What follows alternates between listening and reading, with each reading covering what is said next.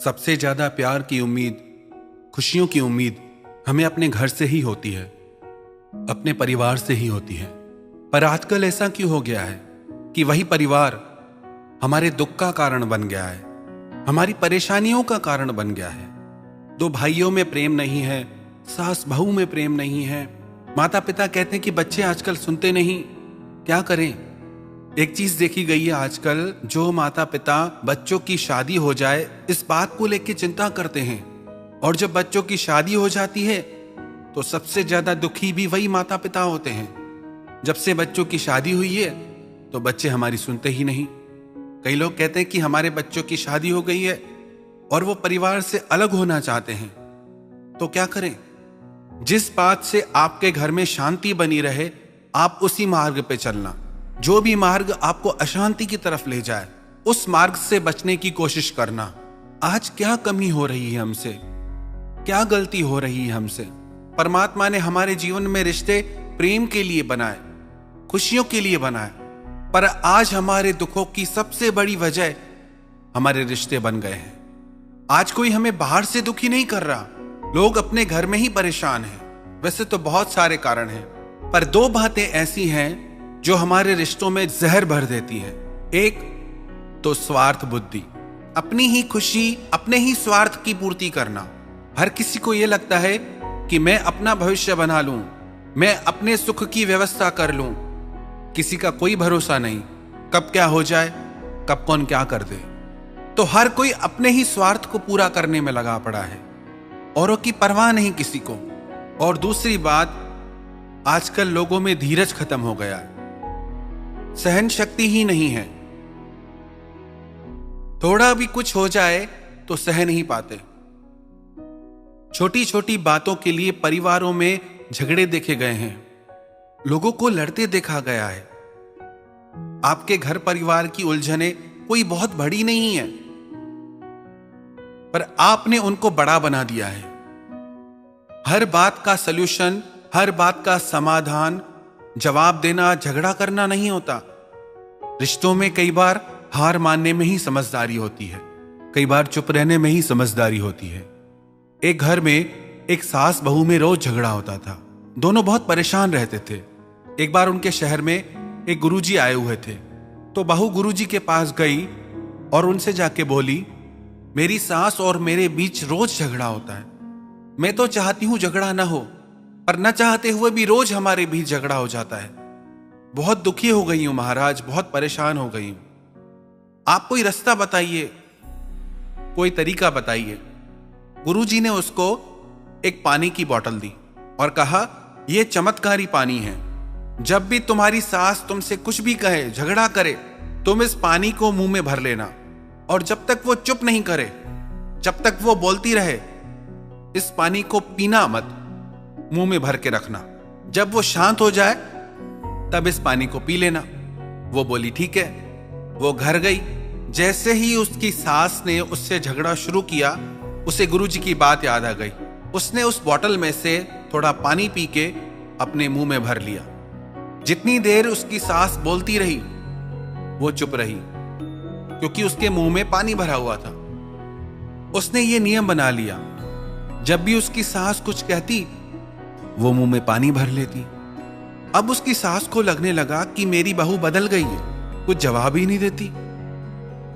कितना भी इसको कहूं, सब चुप करके सह लेती है। और बहू बदले में झगड़ा नहीं करती थी तो सास भी जल्दी चुप हो जाती थी। उसकी बहू को भी लगने लगा कि आजकल हमारे घर में झगड़े कम हो रहे हैं। गुरुजी ने जो पानी दिया है वो वाकई में चमत्कारी है। इधर उसकी सास का व्यवहार भी अपनी बहू के लिए बदलने लगा। अब उससे अपने बहू की खूबियां भी दिखाई देने लगी कि वो मेरा कितना ख्याल रखती है, कितना घर का काम करती है। धीरे धीरे ऐसा दिन आया कि इन दोनों के बीच झगड़े होना ही बंद हो गए। उसकी बहू बहुत खुश हो गई। वो दोबारा गुरुजी के पास गई, बोली, गुरुजी आपका बहुत बहुत धन्यवाद। आपने जो मुझे पानी दिया था वो वाकई में बहुत चमत्कारी था। मुझे उस पानी की और भी बोतल्स दे दीजिए।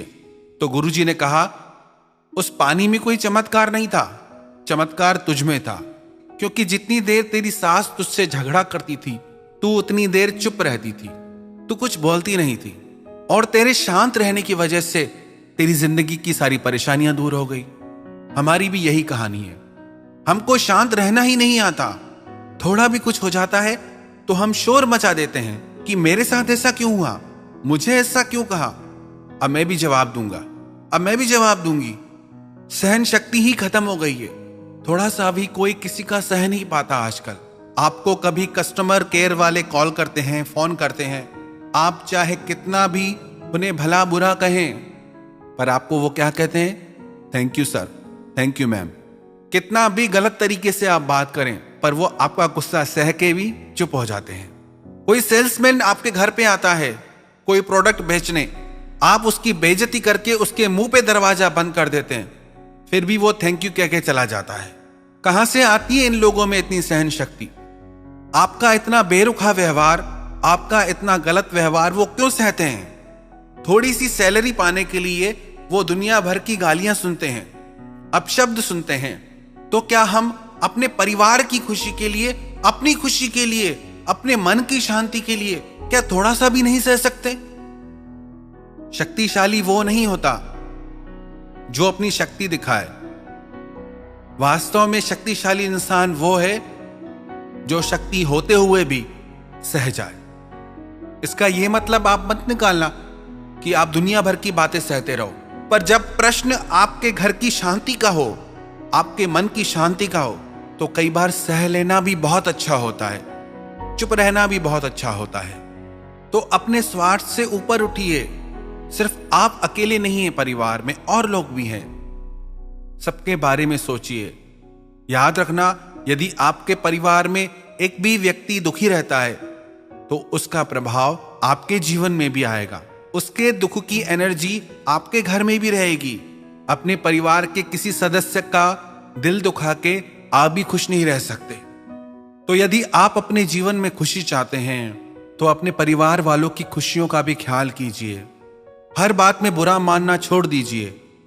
अपने परिवार की खुशी के लिए अगर कभी आप थोड़ा सह भी लेंगे, यदि आपके थोड़ा सह लेने से आपके घर में शांति बनी रहती है, खुशियां बनी रहती है, उन खुशियों का मोल, उस शांति का मोल इन छोटी छोटी बातों से कई गुना बढ़कर है। तो छोटी छोटी बातों पे आप उलझना छोड़ दें। ये देखना छोड़ दें कि किसकी गलती है, क्योंकि हर इंसान को ये लगता है कि मैं सही हूं और दूसरे सब गलत हैं।